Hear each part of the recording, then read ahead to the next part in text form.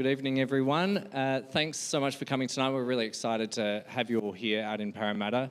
I'm Tom Mooney. I'm the Executive Director of Democracy at McKinnon, and really pleased to be partnering with the Burning Platforms podcast in support of tonight's event. Democracy Counts is a campaign to renew the rules around politics and media in Australia. Our research shows what is probably not surprising to many of you in the room, that Australians are frustrated by the political system. They don't trust politicians, they don't trust media, they don't trust social media, and there's a strong urge for renewal and change of our system. The good news is that our system's pretty robust and there's confidence in the core elements of our system: support for an independent electoral commission, support for compulsory voting, support for compulsory preferential voting. But clearly the rules around media and politics haven't kept up with people's expectations. Our campaign is about building the political pressure and space for governments and parliamentarians to act, and harnessing the kind of untapped energy and ambition amongst Australians to see the rules change. Australians are looking at the international examples where democracies are under threat and backsliding, and they're clear they don't want to see that happen here at home. Our research shows high levels of dissatisfaction and distrust, and we know that with emerging technologies, the threats that we're facing are only going to accelerate. We recently published an open letter to all parliamentarians, published in the AFR and the Australian, and we called for mandated civics, education, digital media literacy, investment in public interest journalism, social media regulation, electoral funding reform, lobbying reform, and to protect the independence of the public service. The campaign's building an alliance of organisations who do work in democracy day in, day out. Proud to be supporting 47 organisations who do that work, and that continues to grow on a daily basis. We're supporting these organisations and joining up their work because we know there's power in many voices, one message. And we're calling on the public to count themselves in to support our campaign. And tonight's an opportunity to hear from some of our campaign partners and supporters and test ourselves on what's true and what's not. Peter, Lizzie and the panellists are going to touch more on the campaign throughout the event, but if you're interested in the campaign, don't forget to count yourselves in. Visit democracycounts.org.au. Thank you.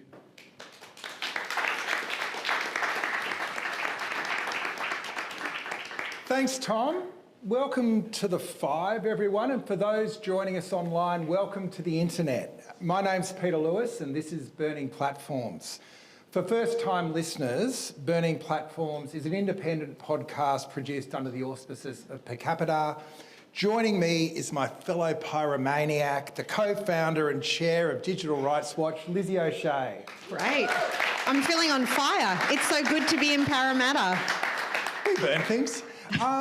When we started talking about technology during the pandemic, we were a bit off Broadway, right? So how do you think the public dialogue about technology has changed over the last few years? Yes, coming into centre stage, it feels like what was fringe is now mainstream. I think it's quite clear that a lot of people want to have a lot more conversations about how technology is shaping our lives, that online life is not separable from everyday life in the real world.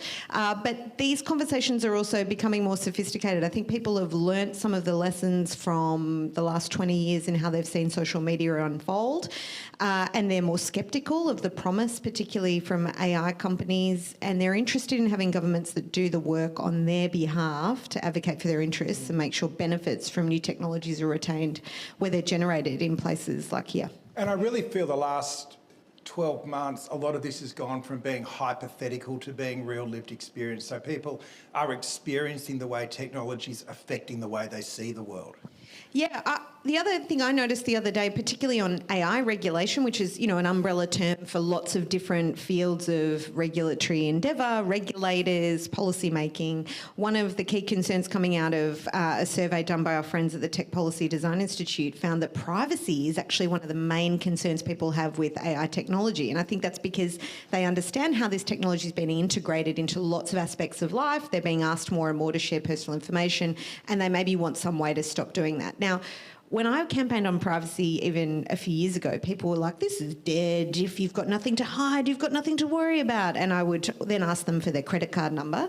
But what I would say is that that's now returning as quite a central conversation. Access to personal information, the terms on which you're required to bargain with some of these very powerful companies is starting to be brought back into the discussion. And privacy reform is a human right that I'm really excited about. And one of my missions is to make it exciting to people as well, is now coming back to the fore, which I'm really pleased about. Yeah. So as Tom mentioned, tonight's event is part of McKinnon's Democracy Counts campaign, campaigning to build momentum for meaningful changes to our democracy. And central to that is the health of our information ecosystem. So we decided to build tonight's event off the terrific AB series, A Matter of Facts, which I hope you've all watched, but if you haven't, we'll be showing snippets from it tonight.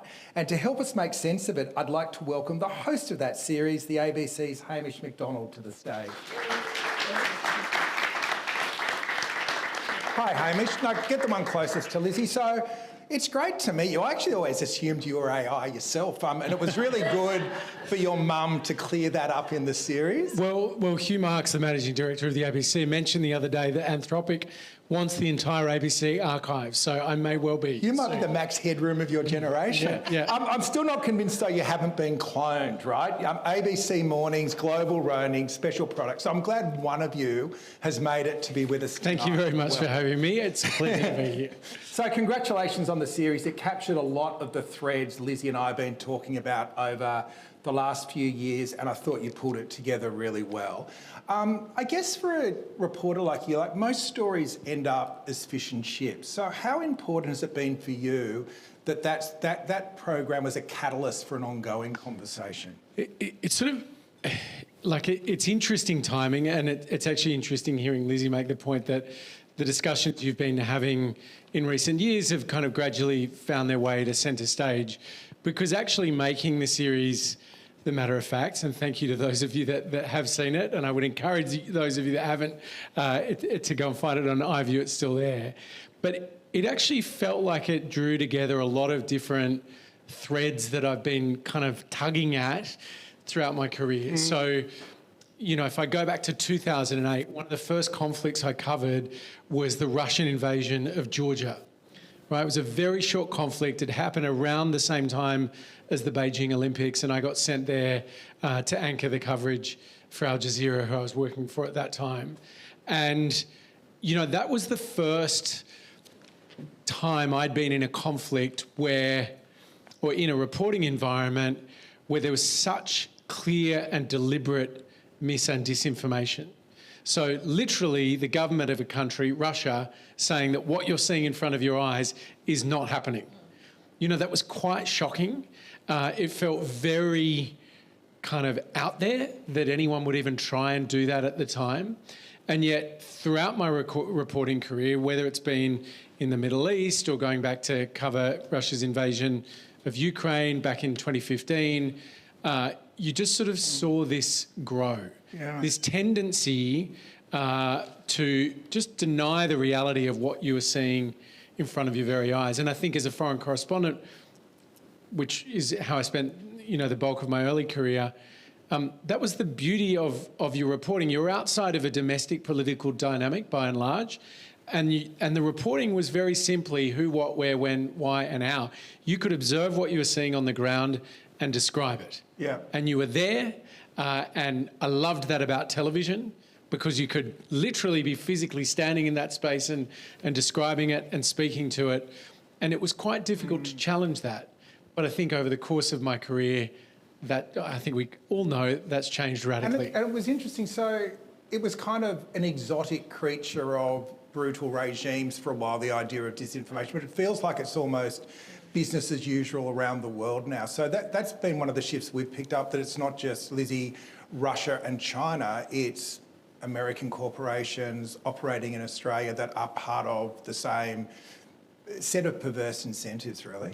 Yeah, or business models, as I like to describe them, prioritising certain kind of content that is more extremist, that's more polarising, that then gets amplified by the algorithm. So there's decisions made by people to generate this content, state-based actors, state-based actors, but then also they're working to a platform that they're optimising, which may have been designed, with a particular intent in mind, but is serving a different, potentially, purpose.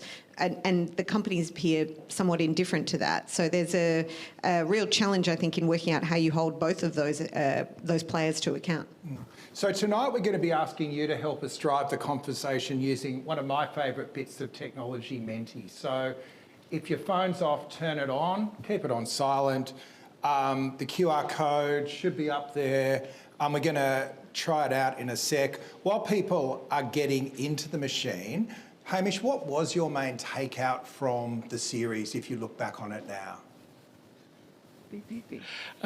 How honest do you want me to be? Well, no, I want you to come and give us fake views. Well, look, you're always looking for the possibilities and the solutions, and I would say I came away from it a little bit scared because the solutions are not obvious. And, I know we're going to talk about Audrey Tang and the Taiwan example, but, going to different parts of the world and looking at possible solutions didn't exactly fill me with hope and optimism. And I often think how things look from afar versus close up is quite different. Like, we sometimes talk about Taiwan as a really radical example of very interesting ideas, and they had this first digital minister, and hasn't it been a success? But then when you're on the ground there, it's a little more sceptical, even of Audrey's ideas. People say, well, it was very noble and very optimistic, but I'm not sure if this is going to work. We might hold that till we get Jess Scully on the stage. But yes, fair point. If people are in, have we got enough thumbs up there? Are we over 30? Yep. Why don't we give it a test drive? Who do you trust?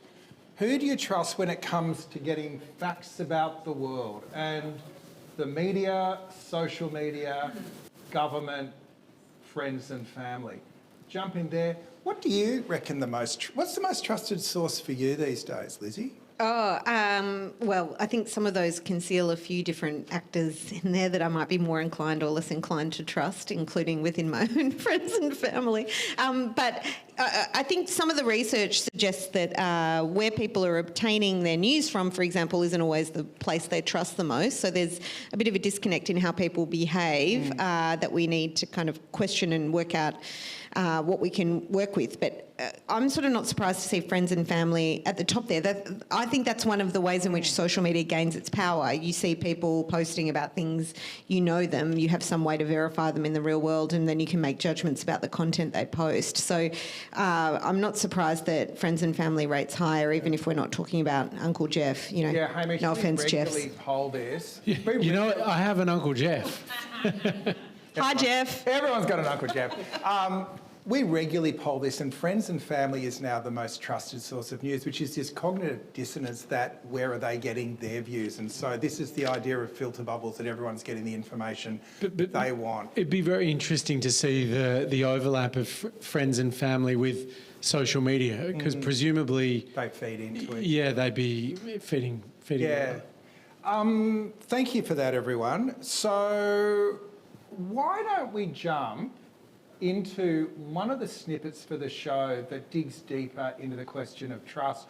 Hamish, starts off with a bit of Tristan Harris from who you interviewed from the States, but we'll show that and then get back into the discussion. There used to be something called consensus reality, that mostly we are seeing a shared set of stories, a shared set of events. But if you look at a big moment in culture, you'll see how different tribes or political groups who live in different information bubbles, when they see this story, they see specific evidence that is different than the evidence that other tribes see. Dr. Timothy Graham from Queensland University of Technology analysed more than 300 accounts using the arson emergency hashtag, and a third of them could be from bots. Not only individuals, but also media, as well as potentially malicious actors, are picking up on this content and spreading it. It spreads like wildfire. So whatever is maximally inflammatory is what the algorithms are sorting for and then making that the center of attention for every topic that is inflammatory. And we can't even see it because it has literally been our 24/7 reality for the last 12, 15 years. Yeah, it's almost stating the initial problem there, but I think setting that as the centre, that we've got a system that's broken. And I thought that came out really strongly in the show. Yeah, I just watching it now, I was thinking back to, I'm sure everyone will remember this, it was early 2017 when Trump first became president the first time round. And do you remember the interview that Kellyanne Conway, his then press secretary, gave, where suddenly she said, well, no, I'm using alternative facts. And at the time, that was so shocking, I think, for so many people in the Democratic West. The notion that someone would just outright say, no, I'm not using the same facts as you, I'm using my own. And I think, we're only, what are we, 8 years, 10 years down the track. I feel like that's the day-to-day reality of our politics now. Politicians routinely say, oh, no, I'm not using those facts. These are my facts. Yeah. And so that's very difficult to contend with in a public discourse. You go. Well, I would also argue, some of the ways in which these networks are deployed to disseminate content are very hard to examine, especially when you're an individual user. So, many of the platforms that are social media platforms that we come to know have a lot of accounts in there that may not be associated with a real person, but it's very difficult to ascertain that. There are lots of ways in which monetization of certain kinds of content influences what gets posted on there. So, for example, in one of the there was an instance of a stabbing in Sydney where content was monetised that was both anti-Semitic and Islamophobic, right? At the same time, making out like the accused was from one of those two groups. And that is a function of a pull factors on how this business model is created. They are light touch in terms of who can make an account. They're light touch in terms of who can purchase space for advertising. And they are prepared to monetise all sorts of content that is fitting with their algorithm. And those things together create a very nasty environment in moments when we need facts the most. And I think we have to contend with that. So let's test our ability to tell fact from fiction. We're going to play a game. We're going to show you 3 bits of media content and ask people, is it real or is it fake? We've played this a few times, Lizzie. First when we compared Dan to a chatbot, and then the second time with AI slot music. And it was really hard, yeah. So this time we're going to test your wits with a few news clips, and hopefully this technology works. So the way it works is in your phone, you're going to be given a few seconds to look at the particular artefact. The first one is here. When we hit go, the first ones to make the right choice get the extra points, and whoever gets the most points gets to drink with Lizzie afterwards. You can talk about the Pope choice. Firstly, our favourite Pope. Real or fake in the puffin? That's your favourite Pope? Oh, that's the old one. Yeah. Oh, so it's not Leo looking like Leo. Oh, my goodness. What do we reckon? He doesn't know his Pope's well enough. This is fake news, Peter. Your favourite... Papa Francesco? Yeah. The rundown. I got my Popes mixed up because this new Pope's almost turning me. He's great. Everyone's voted. Excellent. What do we reckon? Who thought real? Ooh. Fake. 54 to 10. So in March 2023, a single Mid-Journey image posted as a joke by a US construction worker believed as genuine news within hours by millions. Pablo Xavier was a 31-year-old Chicago construction worker who told BuzzFeed he came up with the idea while tripping on mushrooms. I'm trying to figure out ways to make something funny because that's what I usually do. I just thought it was funny to see the Pope in a funny jacket. Hamish, is this just garden variety slop or should we care? Well, I'd acknowledge it's funny. Yes. It probably is just slop. I don't know whether there's more to who sort of pushed it out more widely, whether there's motivation there that I'm unaware of. But what I would observe is that I think there is so much of this sort of stuff that it's, and I noticed, talkback radio is really interesting, right? Because you get a real-time reaction from your audience. I think there is a broader conditioning that is going on in society to disbelieve what's in front of their eyes. So I think the dividend is there for the liar, the dividend is there for the fake. Not everything has to be a lie or to be fake for the broader community to then doubt most of what they see. And I think for me, in terms of like public discourse and democratic function, that's where the risk lies in this kind of thing. We know, because some of it's obvious, that a lot of stuff is fake, but it then leads us to question pretty much everything. And I think we have a tendency, every day we'll hear, read or see news that we don't like or makes us feel uncomfortable. And we've got another option in our brain now in regards to how to reject that. So rather than thinking, why do I disagree with this argument? Why do I not like this policy? What's the case I would make? How would I go about creating change? There's another little thought bubble that I think is arising for a lot of people, which is must be fake, must be misinformation, must be disinformation. And you see that happen every time you have a politician. And it allows you to ignore things as well. It gives you a permission not to engage. There's a kind of new language, a new license there to dismiss what people say. A politician might come on the radio and people will just start shouting back at you via the text line or the phone line. This is misinformation. This is disinformation. Why do you put these people on?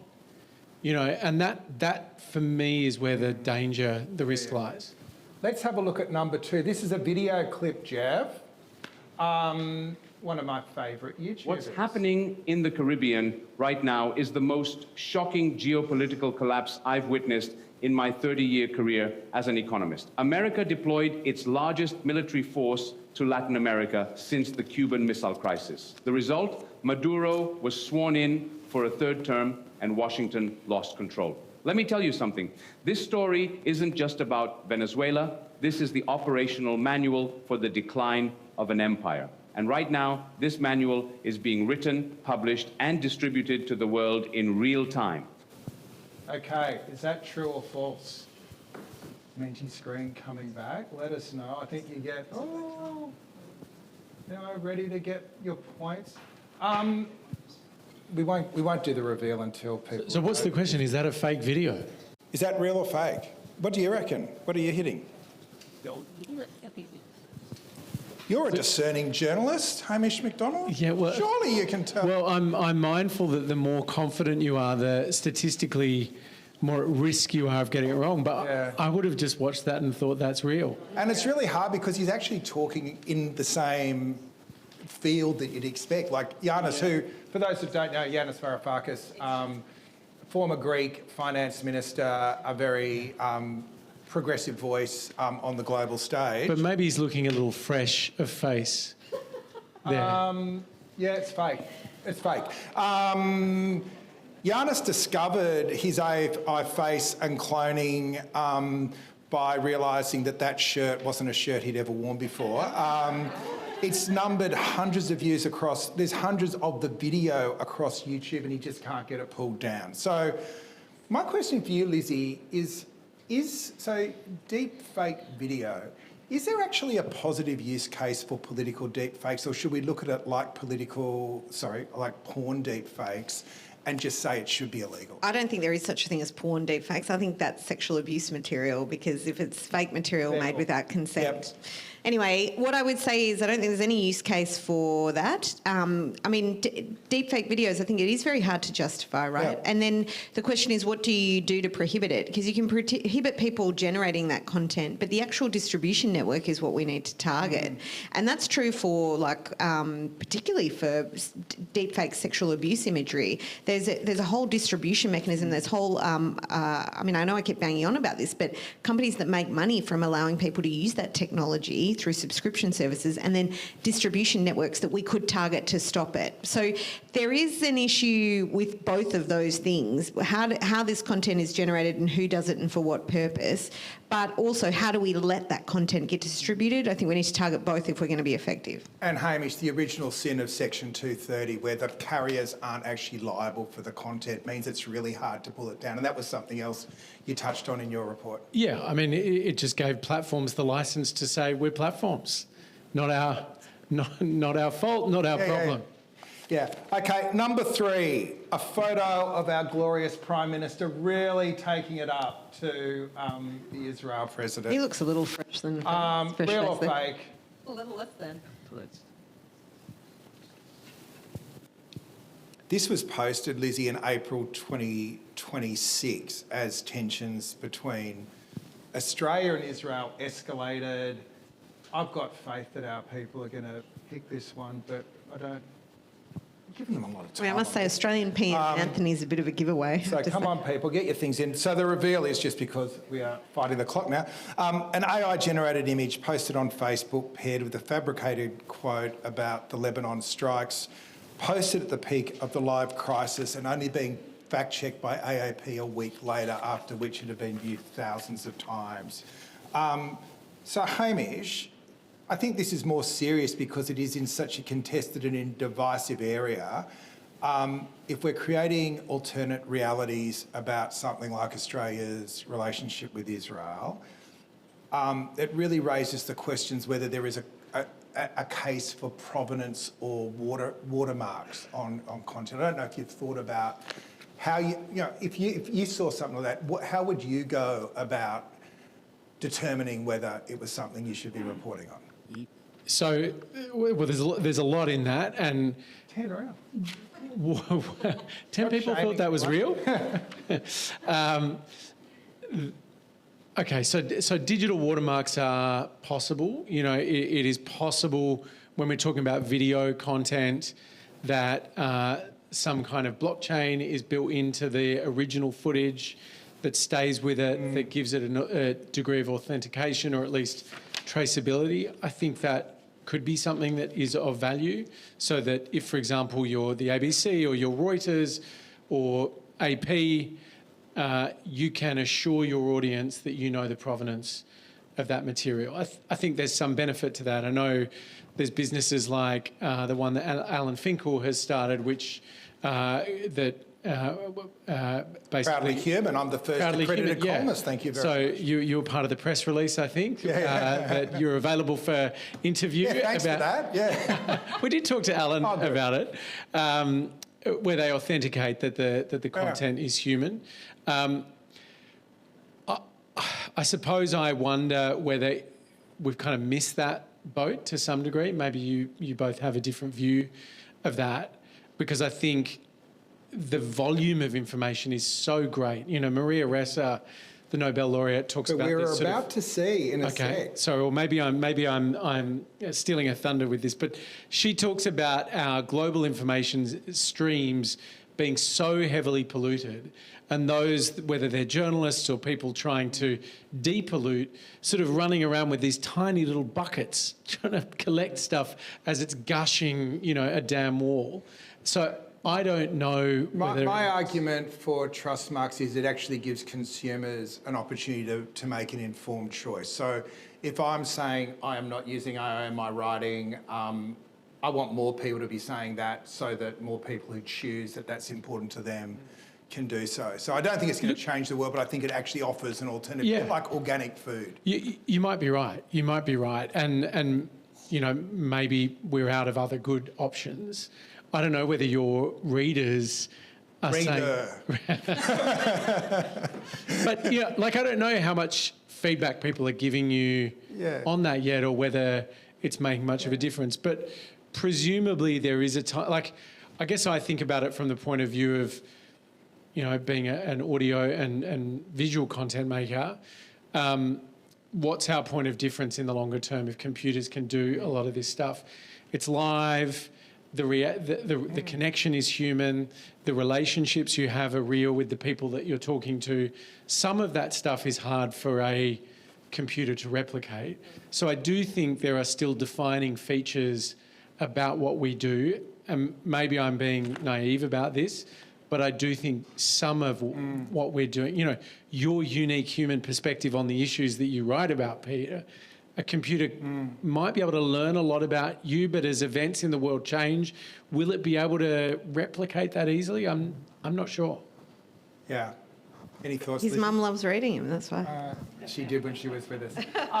Let's go to the next snippet, Jeff. Let's show another snippet from the show. This is Maria Racer talking about the importance of media. The goal of Russian disinformation is not to make you believe anything. It is to break open the fracture lines of society, to weaken from within.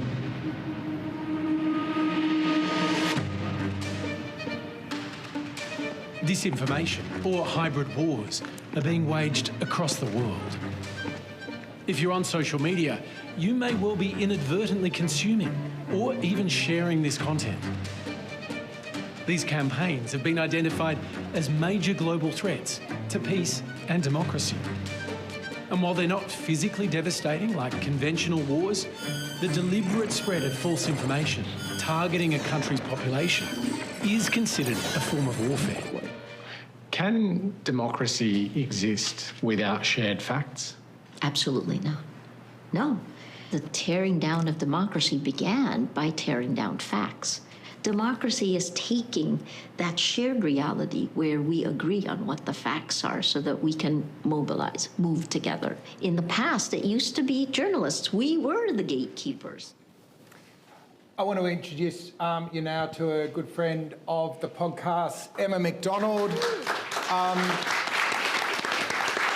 Emma spent most of her career walking in the centre of this troubled beast as an executive at both ABC and Seven, a former lead of the Minderoo Frontier Technology Initiative, and also a senior advisor to Communications Minister Paul Fletcher, where she was key in negotiating the News Media Bargaining Code. And Emma, thanks for joining us tonight. I just thought it would be really interesting to give the crowd a bit of an insight into the challenges of holding big tech to account. I'm assuming you mean from my time in government, because I guess I could also speak to it from my time at Minderoo and my time working in media Or just companies. to your flat forehead, because, yeah. Getting that legislation through Parliament was obviously a massive challenge. Our role was, I guess, secondary to the Treasurer's role, as he was the sort of lead in developing the News Media Bargaining Code off the back of the amazing work that Rod Sims and his team did at the ACCC and the Digital Platforms Inquiry. But because I worked with the Communications Minister and I was the advisor for the media company, well, in media, we had all the negotiations and discussions with all the stakeholders, which included obviously all the big media players, the small media players, hearing all their points of view as we tried to negotiate with Google and Facebook to get it through. It's interesting though, because in the first iteration, Yep. the small guys were locked out, weren't they? They weren't locked out, but there was they don't have as much power to knock on the doors of government as the big media companies do. So their voices were heard, but no, they weren't actually ever locked out. It was always going to be harder for them to get deals on their own than it would be for ABC, 7, 9, 10, News Corp, etc. Which is why there was that sort of the concept of collective bargaining introduced for the benefit of the small publishers. It is fair to say, though, that the last 10, 15 years of social media being dominant as a place in which people spend a lot of time, receive a lot of advertising, it has been devastating to the media industry that we would have traditionally understood, right? As in that money that would sustain mainstream journalism or legacy media, whatever you want to call it, came from advertising is now largely going to social media. So that's a catastrophic change that the media industry's had to adapt to. But that's true for large publishers and media outfits, as well as small journalism outfits that might have done the work of community news, specific niche news products. So can you talk a little bit then about the work that you've done to advocate for those organisations to be part of that redistribution of funds away from those social media platforms towards news media organisations? Sure. So when I was at Minderoo Foundation, we decided that it was important that we give support to small publishers and give them an opportunity to have a seat at the table and negotiate with Google and Facebook to secure funding for their media businesses, which was something that was lacking the big media players got their deals done pretty quickly. Most of those deals have now expired, but nobody was advocating for small publishers. There was Country Press Association, which did do an amazing job for their members, but besides that, there was no other group. So this motley crew of small publishers came to me, and they call themselves the Public Interest Publishers Alliance, and said, we want to negotiate with Google and Facebook, and there's no one to talk to, we can't find a phone number, we don't have an email address, we have no access to any of these people, can you help? So I did manage to secure a deal for all 24 of those publishers. To your point, Lizzie, though, several of them have fallen over since, but most of them are still operating, and to me that was really important because the big guys, as I said, could come and knock on the door of the minister, the Prime Minister, whoever they like, but the smaller publishers just didn't have that vehicle, and so to collectively bargain and have the power of Minderoo behind them meant that, that Google did. They were actually really good to work with, I have to say. Facebook never spoke to us. I couldn't get a meeting with them, but Google were very honest brokers, and we ended up successfully negotiating a sum of money that I can't talk about. So now we've got the news media bargaining incentive, and this isn't a law lecture, so we're not going to go into that, but there is the same threat that the small guys are going to be cut out. Yes, there's a very big threat. The news bargaining incentive, as it's currently drafted, suggests that the three platforms, TikTok, Google and Facebook, could acquit their obligations under that news bargaining incentive by doing 4 deals. And that is a massive problem, that you could end up with 4 companies getting all the money and from the 3 of them. So you could end up with 12 or whatever, but you could literally end up with 4 times 3. So that's something that needs to be addressed in the legislation. And I know the small publishing like Lena and Public Interest Publishers are both sort of talking to government about that. Hamish, it also bleeds into the stalemate at the moment between publishers and AI companies around copyright and AI. I don't know your perspective on, it seems like the same battle but in a different field of conflict. Yes, and actually a lot of the big media bosses came together last week at the Ollie lecture. Hugh Marks from the ABC, Matt Stanton from Nine, Michael Miller from News. There's nothing like self-interest to unify the big media bosses. Well, look, it was pretty interesting, I thought, because they were all discussing their approach, and the Ollie lecture this year was delivered by the editor-in-chief of Reuters, who actually I thought, the global editor-in-chief actually of Reuters, who offered, I thought, a pretty interesting perspective on how Australian news outlets, media outlets might approach negotiating with AI. The Reuters model is a subscriber service in a sense. They've been licensing their content to other partners for decades, the bulk of their 170-year history, whatever it is. And so her argument was, we've had to consider what our principles are for our licensing for a very long time, and that's how you should go about this. There's quite interesting and unusual requests being made of the news outlets in Australia by the big AI firms. Like, it was during that conversation that Hugh Marks revealed publicly that Anthropic wants the ABC audio archive, so the back catalogue of local radio, because it's just chat, basically. It's people talking to one another. It's Australian dialect. It's human content the machines want to feed off because they want to suck quality our content blood. as well, though, compared to the rest of the internet. It's very high quality training content. Completely. And so, AI tools or LLMs have not had access to some of this high quality audio content. And so Alessandra Galloni from Reuters, her argument was, think about this as a licensing operation, as if you were going to have your content delivered by other media outlets in the way that we do.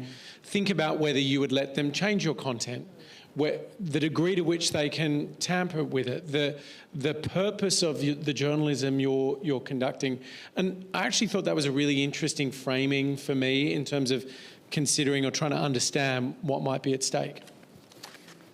Before you go, Emma, I've got a very important job for you. So we're about at the halfway mark and it's time for a word from our sponsor. And this is very exciting because we've never had a sponsor before, Lizzie.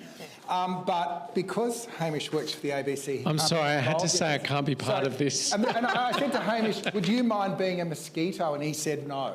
But Emma, can you buzz? Can you just be a mosquito buzzing and we're going to do a live read of an ad for the Democracy Counts the whole time. campaign. So when you're ready, Emma, I just need you to be very... You're a mosquito. Oh, that's perfect. These lies! The constant buzz of disinformation can get under your skin. How can you concentrate when you're bombarded with slop? It doesn't need to be like this. Democracy Counts as a campaign for simple reforms to ensure your voice is heard and the public interest wins. Oh, louder, stop. That'll get rid of the little buggers. Go to democracycounts.org.au to count yourself in. Thanks, Emma.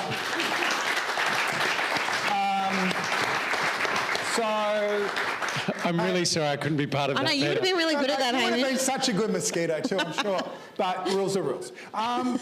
So notwithstanding your comments earlier, one of the real joys for me about your series was you discovered Audrey Tang, who is a big inspiration for us at Burning Platforms.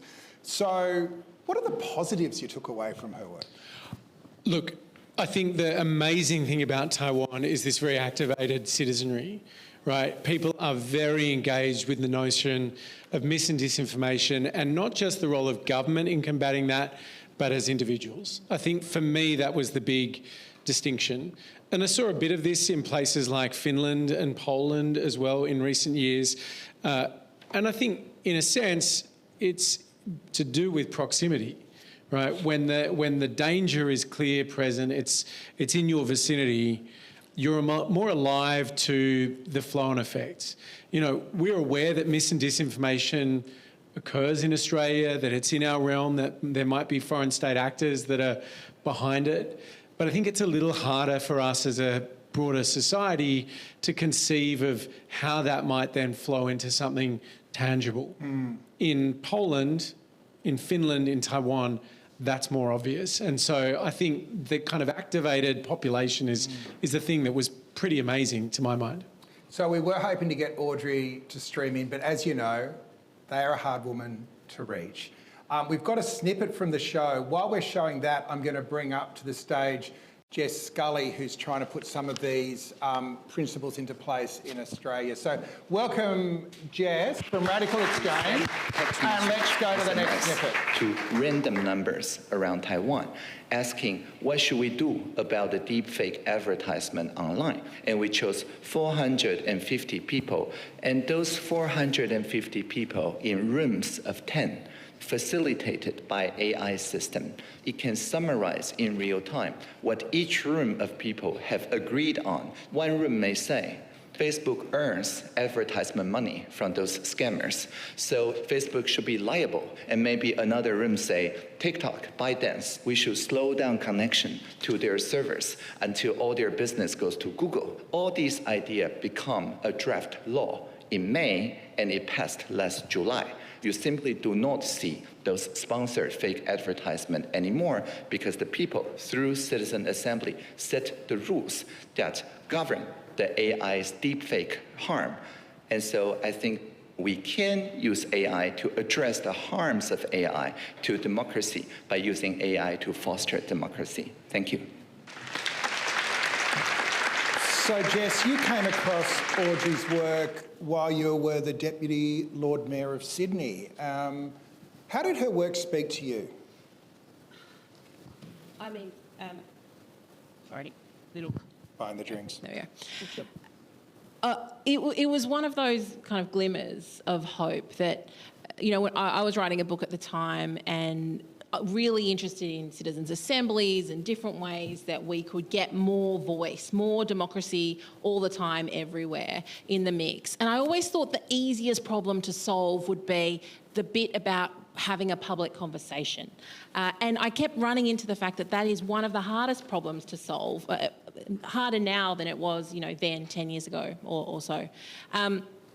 And then Taiwan was really this glimmer of hope, a place where they had a different kind of revolution, one which didn't just protest but demonstrated, in Audrey's words. They demonstrated another way of people having their voices heard, putting forward propositions, negotiating across difference, and then finding ways to use technology, not to take democracy apart for parts, which is what we're seeing a lot at the moment, but actually to use it, using technology in service of democracy and finding the commonality between us.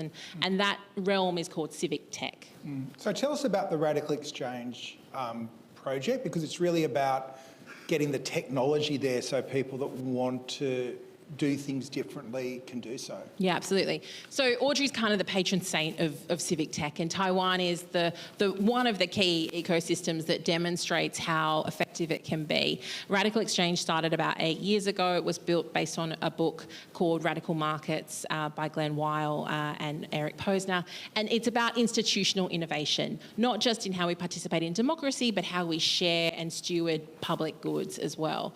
And so it's a US-based foundation, but it's got this global network and community, and Audrey's one of our board members among a whole bunch of other really remarkable people. What we're trying to do is to demonstrate participatory governance for our democracy, to enrich our democracy, but also for the age of AI, because we're in this era where more of our assets in common, or the common wealth we produce through our activities online, are being extracted and enclosed, another enclosure of the commons essentially. And we need to bring a level of participatory governance to the data commons as much as we need to enrich and renew our democratic processes, and technology and even AI can help us to do that. I was wondering, Jess, if you could talk a little bit about COFAX. So I like your idea, Hamish, that we actually need to have people taking responsibility for themselves. I mean, that sounds like a negative thing, but what I mean is you want citizens involved in the democracy. It's not going to come from the top down alone. You can have regulation, you can have policy made by elected lawmakers, you can have high quality elections, but you also need people who are prepared to defend, protect, invest in their democracy through everyday activities. And I wondered if you could talk a little bit, Jess, about COFAX, because that sort of strikes me as a good example of one of those initiatives, a bottom-up initiative that involves participation in the online spaces, in democracy, to foster an information ecosystem that's more conducive to democratic principles. Absolutely. So there's two things that I think are really pertinent from COFAX. So COFAX is a public an open source citizen project from Taiwan that was started by two young people in about 2016 at the time of Taiwan's marriage equality debate. So when they had a marriage equality debate, they found that their information ecosystem was really polluted with a lot of misinformation. Something that is now called information disorders, I think is my favourite framing, that we're in an era of information disorder. And so Billion and her partner started this platform which is open source, so there's a high level of radical transparency in the process. It's not a walled garden where you can't see in, like with a lot of the platforms. And the other thing is that it's social, and a critical element of the information disorders we're experiencing is that when we receive misinformation from Uncle Jerry or whoever else, it's shrouded in social trust. It comes from people that we already trust, and so it can have more weight because of that.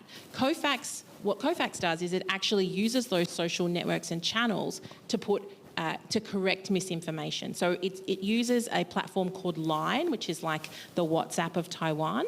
When people get something dodgy in the group chat, they forward it to COFAX, and a whole bunch of citizens checkers check the authenticity of that comment, and then they get something they can post back in the group chat. And they're also keeping track of the kinds of trends and misinformation that comes up, which was hugely helpful for them during COVID-19, and one of the contributing factors, I think, to Taiwan's extraordinary success during COVID. So Jess, part of your model, or Audrey's model, is shifting from the binary to the complex. And I know you're trying to do this over here with the ultimate binary, YIMBY and NIMBY. How's that going?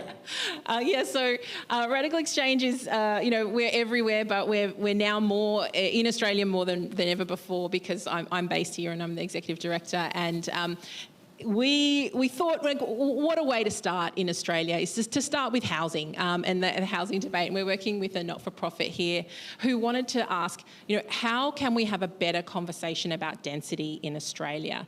And rather than flee from conflict, we actually dive straight into it, and we talk about issue-native publics, the people who are closest to the issue, have the most to say and are most informed.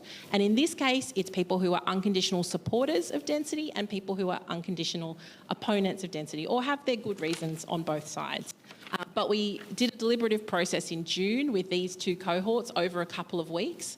And we found that despite the headline disagreement, there is a great deal of bridging across these groups. There's a lot that they can agree on. And if we want to reset the public conversation about adding density in our cities, we should start with those bridging factors, that common or uncommon ground, as Audrey calls it. And we then took those bridging statements to a demographically representative public over a couple of weeks as well. And some of the points of agreement, if Tamara clicks it again, were interesting, right? So what were the unifying concepts there, Jess? Well, one of the key unifying things is that everyone is cynical of the idea of affordability being undefined in the Australian debate. There is no definition of affordability in Australian housing. A huge, huge problem that could be solved right there. They're also really cynical about the idea of permanent affordability, how that's actually delivered, and whether that can in fact be delivered. At the moment, most governments are requiring 15 years of affordability, and no one really believes that a private developer can deliver one affordable apartment that's worth $2 million in a block. Nobody's buying that. And so that's something that people want they want more clarity around that definition. They think there needs to be interventions in public housing. That's something that's unifying across the board. And they also believe deeply in open space and green space. But affordability is one of the most contentious issues here. This is a quadratic vote that we conducted as part of the process. A quadratic vote is something that our founder invented and that we use a lot. It encourages and enables trade-offs and prioritisation in groups. So 100 points. 100 points. You can vote for and against. And here you can see in the middle there, there's a vertical line which is 0 votes, and below the line you can see there's a whole lot of negative votes on affordable housing, as well as some of the most intense positive votes. And so essentially, this is where people don't believe in the mechanisms that are being offered to them to achieve affordability. So this is a critical issue of contention that would need to be addressed to get true consensus on affordability in Australia.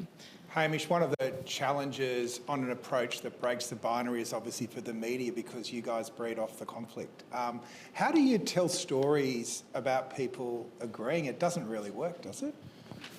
I'm not entirely sure if that's the case, but I think, I suppose the way I look at it, having heard Jess's explanation there and looking at what Audrey does,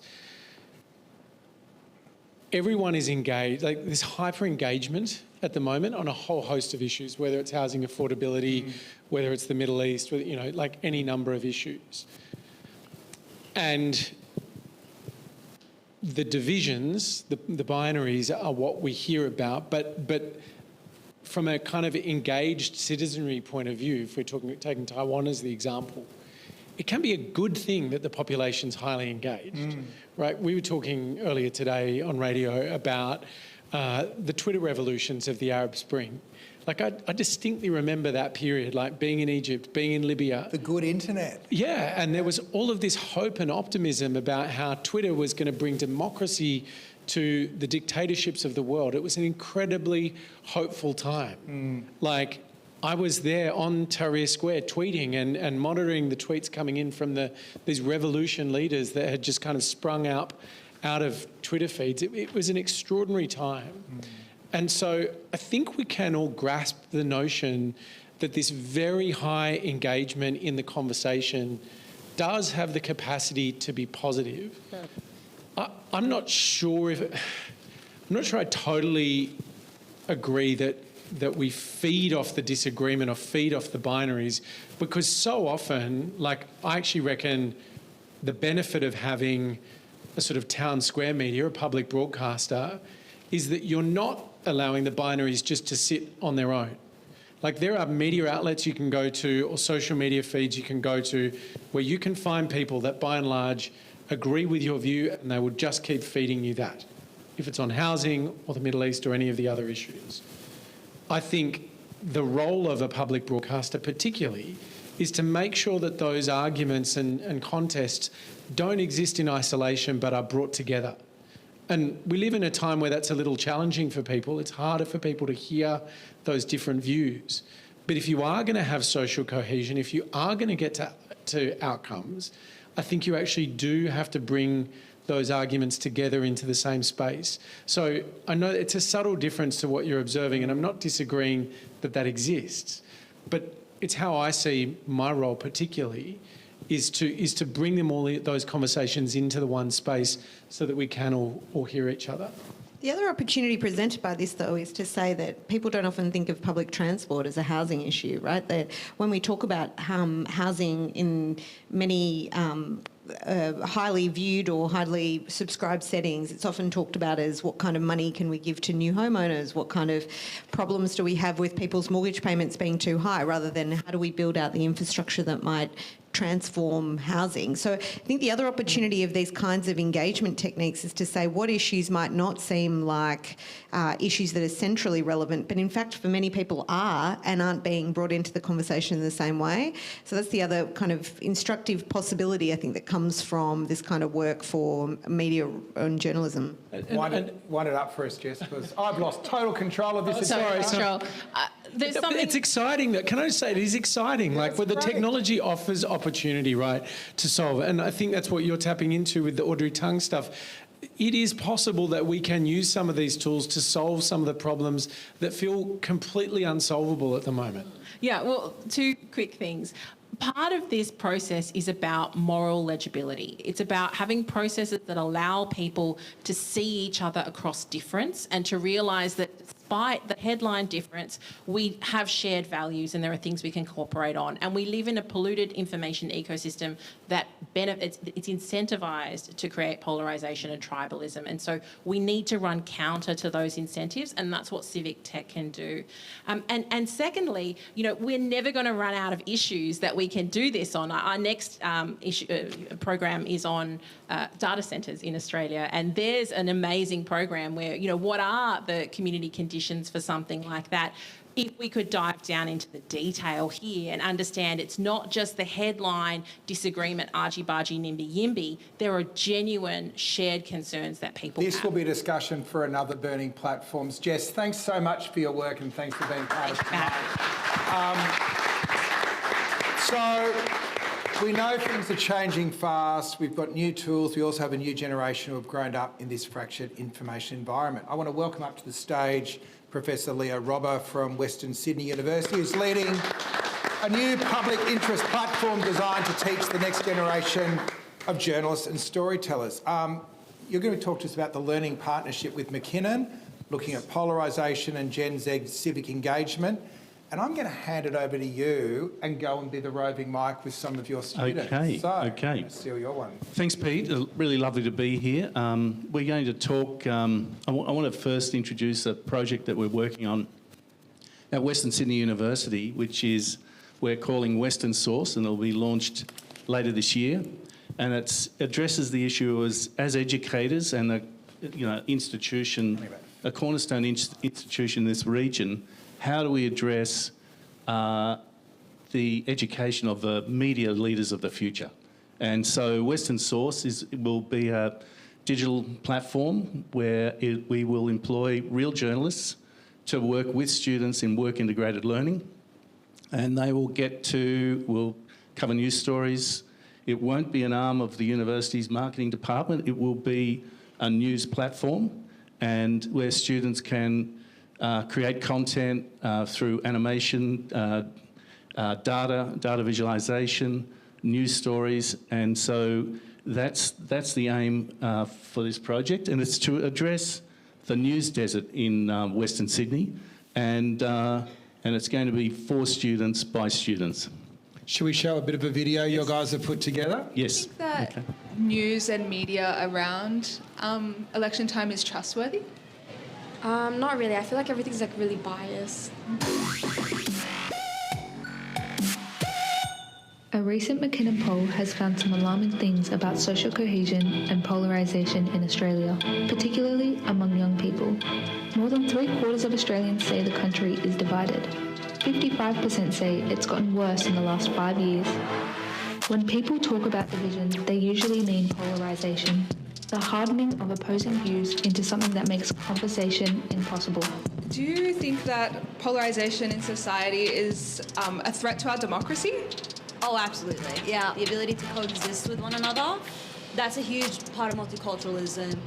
If polarisation is the symptom, many people point to misinformation and social media as the cause. A third of Gen Z believe people they disagree with politically are just misinformed, the highest of any age group. Less than half of Australians feel comfortable discussing controversial issues online. I'm Arab, so with that context in mind, a lot of fake news about Arab and Muslim people is extremely damaging, and people feel so unsafe. It completely equips people with the most harmful tools possible. Do you ever feel like you're being misled by the media and news? Yes. Do you think fake news affects our democracy? Oh yeah, 100%. Hold just a little bit. Okay, now we're going to talk to a few students who are here tonight. We've got about 6 of them here, but the first question is for Whitney. Whitney, can you identify yourself for Pete? So Whitney, can you talk about media literacy and trust and how young people are being disenfranchised? Yes, I sure can. Hi guys, I'm Whitney. Stand up. Look at the room. Okay.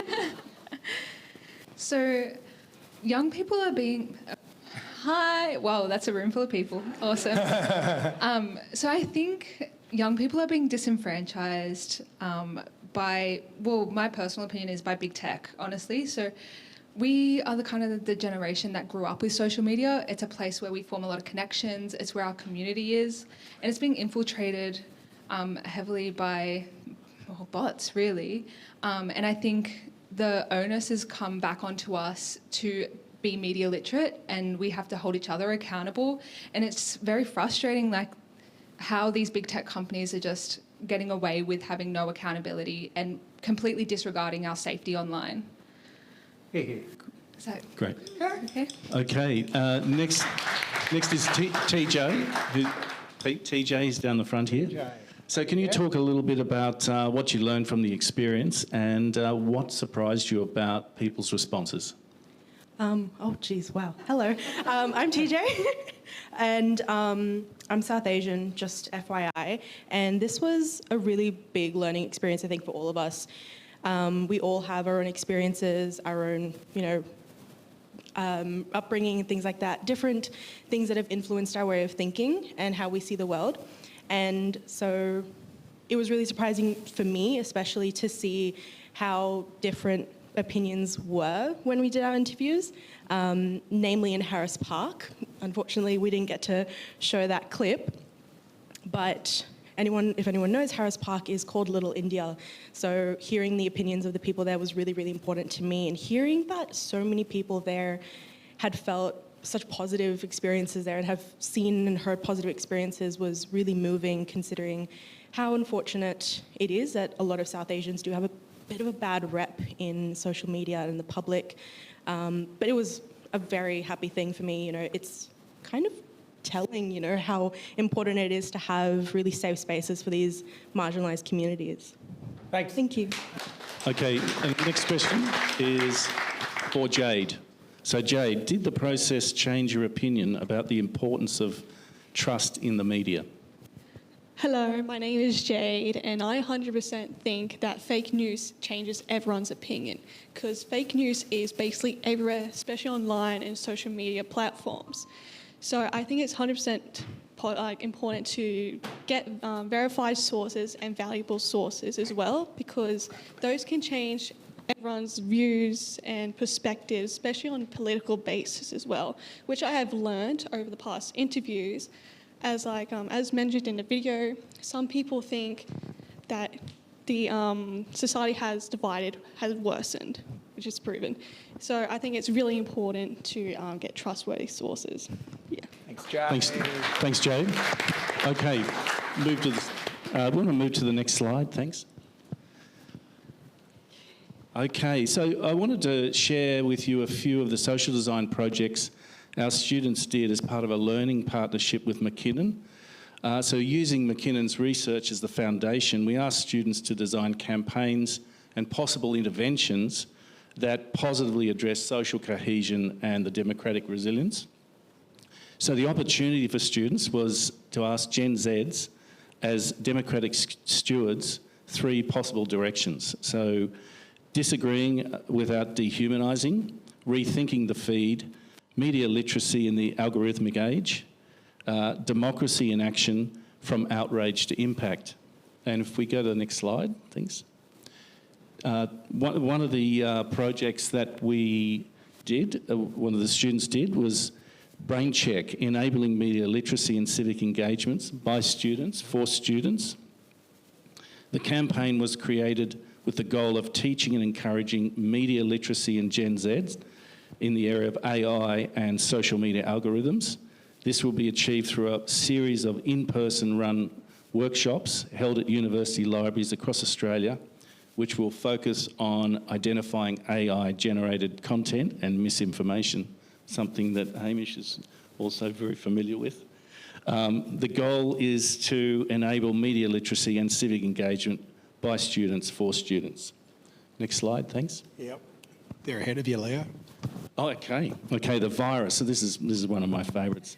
Fights misinformation by exposing how it spreads.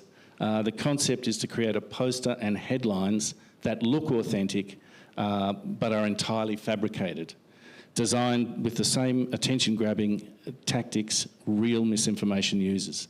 Installed in public spaces. Each poster contains a QR code, so scanning leads not to the truth, but to a breakdown of exactly how it was created as an educational tool for students. Yep. Okay. So that's... Last one? Or is that it? No, that is amazing. Big hand for the students, and thanks, Leo. So, I've probably got 2 mics on. I'll hand this one to you.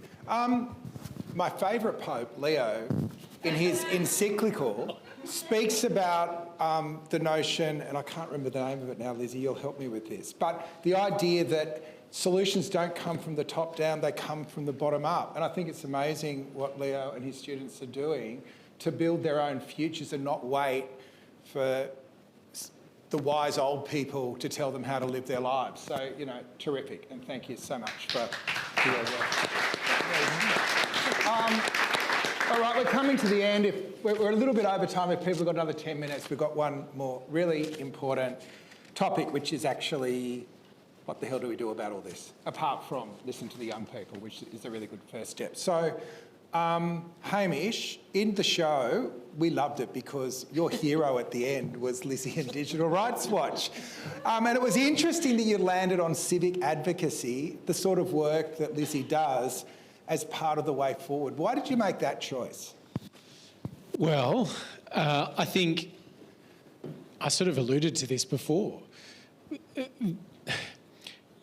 I think in this, as this technology evolves, we've seen that you can't wait for government to make all of the decisions that protect you. It's going to happen. It's going to take time for governments to catch up. And actually, I think we all can see and feel the change that's happening. And so just as important as asking leaders to make decisions is asking what each of us as individuals can do. We're all picking up the device. We're all trying Claude or ChatGPT or looking at Instagram. We're all part of this. And I think just assuming that governments will get it and will make the decisions that protect us is probably a little bit naive. And so I'm not saying we shouldn't expect that of leaders or governments. We should demand it. But, you know, again, Lizzie and Tom and I were talking about this earlier today. We can see how difficult it is to regulate tech. The social media under 16 ban, you know, if you look at the pushback against that, the implementation, the willingness of the platforms to abide by that legislation, you know, it is a difficult battle, and sovereign states are up against very powerful big tech in trying to retain, you know, legislative domain over their own countries. And so I think we all have to be alive to the fact that we do participate in this and we do play a part. And if you want a better dialogue, if you want a healthy democracy, everyone has to take part in that. That's what the great J.K. Galbraith calls countervailing power. Let's go to the final snippet of the night, which is about the humble motivator. Here in Australia, we've come to be very much a nation on wheels. Cars, when they started being sold en masse to the public, there was an assumption that drivers are responsible for all mishaps, accidents that occur in vehicles. We just make the product, there's nothing we can do. It's their responsibility if something goes wrong. People were harmed en masse by vehicles that were not designed well, even though the companies manufacturing them knew that to be true. We don't take that approach to cars anymore. We now have safety features, we have seat belts, we have airbags. That was not introduced because the car industry thought it was a good idea. They had to be cajoled into doing it. We need to take an approach to regulation that enshrines what we think is fair and reasonable as a society, and then require companies to comply. Hear, hear. So, how's that going, Lizzie? Oh, cars are safer than they've ever been. But yeah, I think there are examples of novel technology at the relevant point in time that was received by the public with some scepticism, that took a lot of time and effort by people working together to get an outcome that is more an alignment between the regulatory ecosystem and what people expect, right? Cars are one such example. Like many people campaigned for cars to improve their safety. This was not a single... Many people died. Many people died, yeah. So this is not... And, you know, someone like Ralph Nader, who was one of the key campaigners around car safety, was tracked and spied on by car companies who were trying to undermine his campaign for changes in design. This was not a fair fight. There was a lot of contested campaigning that took place. And this is true for lots of different technologies. Cars is one such example. But now the industry looks totally different. We don't blame users for all of the problems that go wrong in cars. We have expectations of minimum standards. We take steps to improve them and impose those regulations on companies, even when they might moan that it's expensive or difficult to do, right? And so what I would say is that we need similar kinds of movements that, you know, the term regulation sounds a bit dull, but what I think we actually mean is policies, ideas, obligations that we impose on these really large companies, some of the largest companies humanity's ever seen. I think Hamish is right to point out that governments who are working to resist their interests are up against it, right? Because these are very powerful organisations that invest in our civic life, as well as doing the work of having very monopolistic kind of capabilities in particular industries they're involved in, the backing often of the United States, right? These are very powerful companies. Asking our politicians to stand up to them, I think that's only going to work if they know they've got a mandate from the public, and they know also they'll be held to account if they don't. Like, one of the jobs that we give ourselves at Digital Rights Watch is reminding elected representatives who it is that they work for, and trying to cast some transparency on the decisions they make and say, we can have an alternative, here's a bunch of ideas for what we could do differently,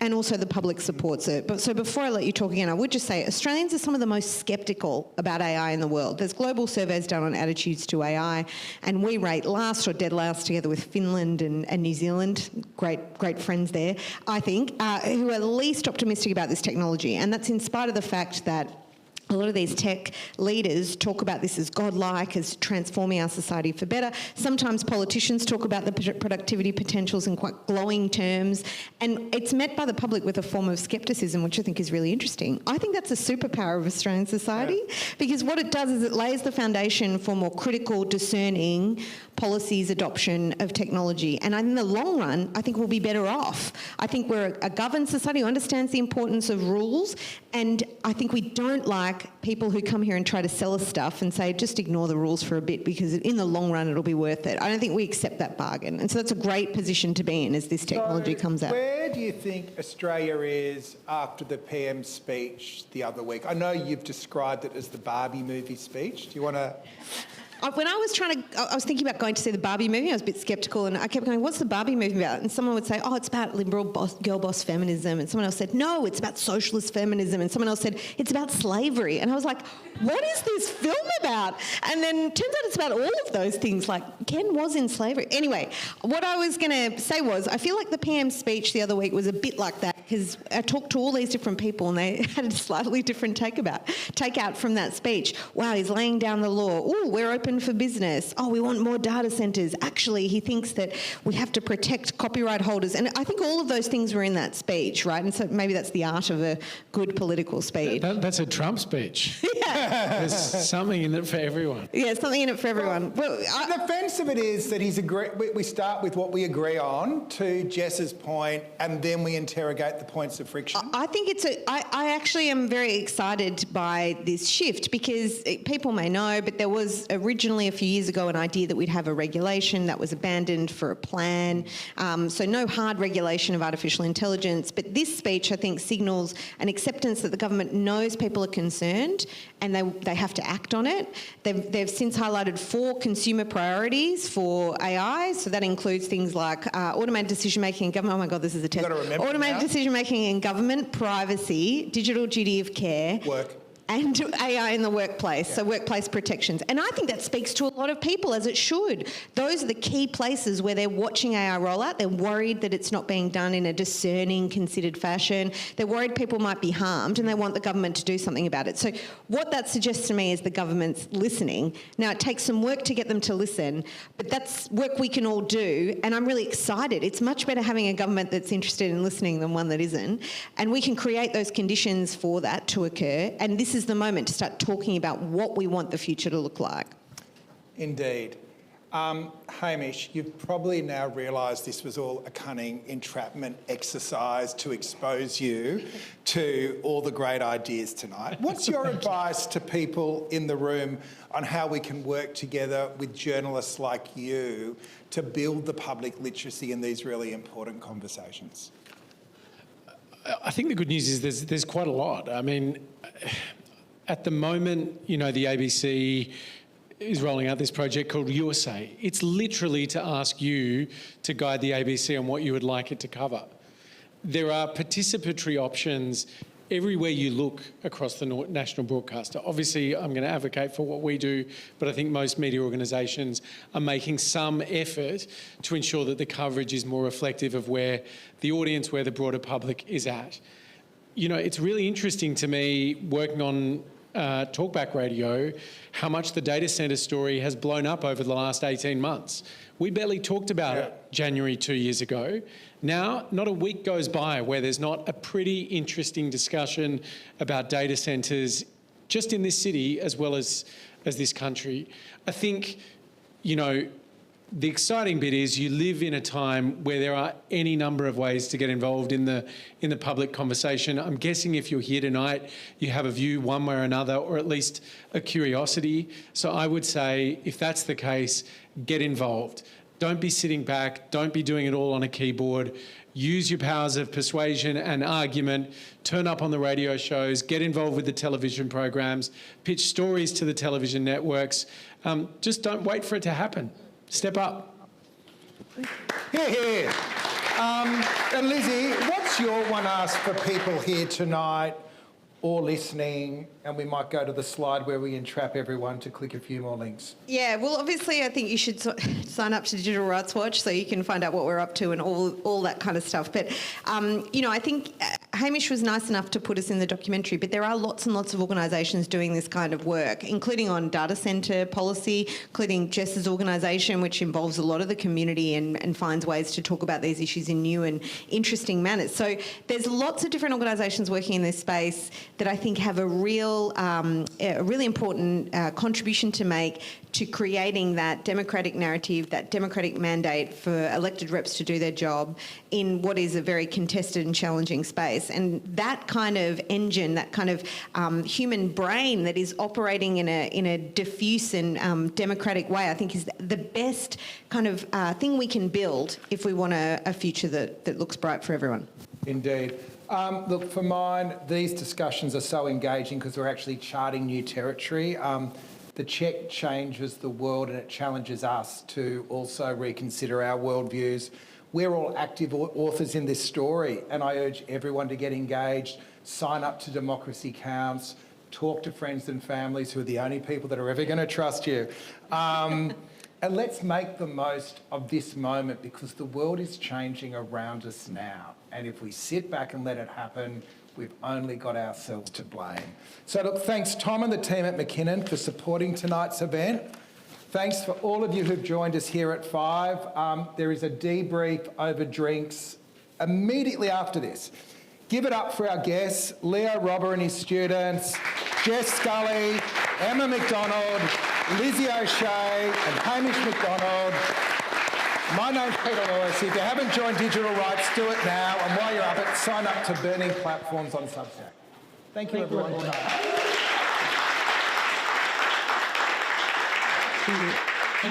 Thank you.